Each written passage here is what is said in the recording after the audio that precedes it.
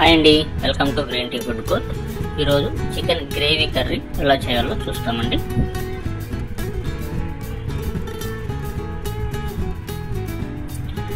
ముందుగా ఒక ప్యాన్ పెట్టుకొని ఆయిల్ వేసుకొని, ఆయిల్ వేడైన తర్వాత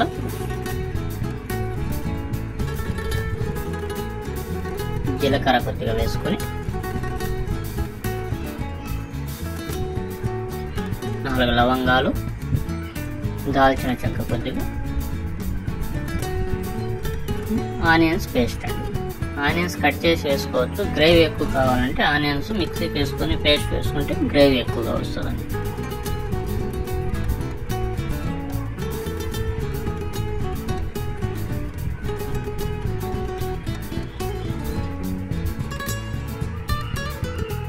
ఇలా ఆనియన్ పేస్ట్ అంతా గోల్డ్ కలర్ వచ్చే వరకు బాగా ఫ్రై చేసుకోవాలి. ఇప్పుడు ఫ్రెష్ అల్లం పేస్ట్ 1 స్పూన్ వేసుకొని పచ్చి వాసన పోయే వరకు బాగా ఫ్రై చేసుకోవాలి.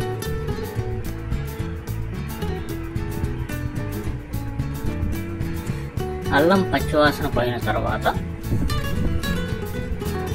ఇప్పుడు మనం ఫ్రెష్ చేసుకున్న చికెన్ పీసులను వేసుకోవాలి.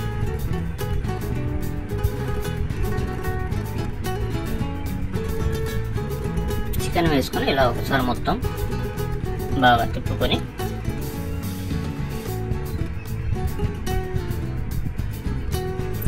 కొద్దిసేపు మూత పెట్టి ఉంచితే బాగా ఉడుకుతుందండి.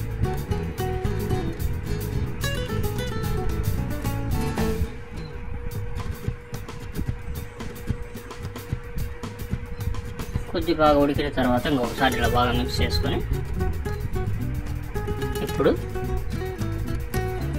మసాలాలన్నీ వేసుకోవాలి. రెడ్ చిల్లీ, సాల్ట్ తగినంత, గరం మసాలా కొద్దిగా, ధనియాల పొడి,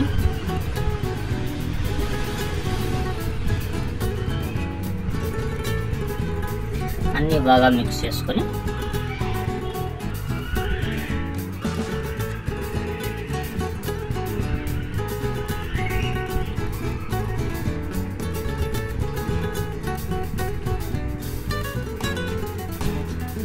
అంతా బాగా వేడైన తర్వాత ఇప్పుడు టమాటా పేస్ట్ కొద్దిగా వేసుకోవాలి.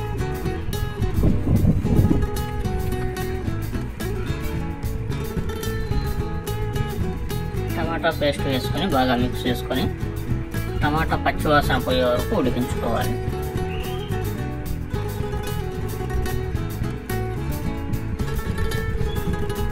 టమాటా పచ్చివాసన పోయిన తర్వాత పెరుగు కొద్దిగా వేసుకొని ఒకసారి మిక్స్ చేసి ఆయిల్ బాగా పైన తేలే వరకు ఉడికించుకోవాలి.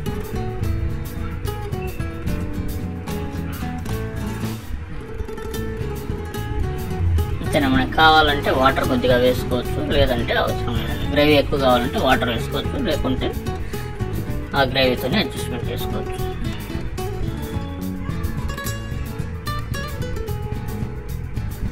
అంతేనండి, ఇంత సింపుల్గా ఉంటుంది.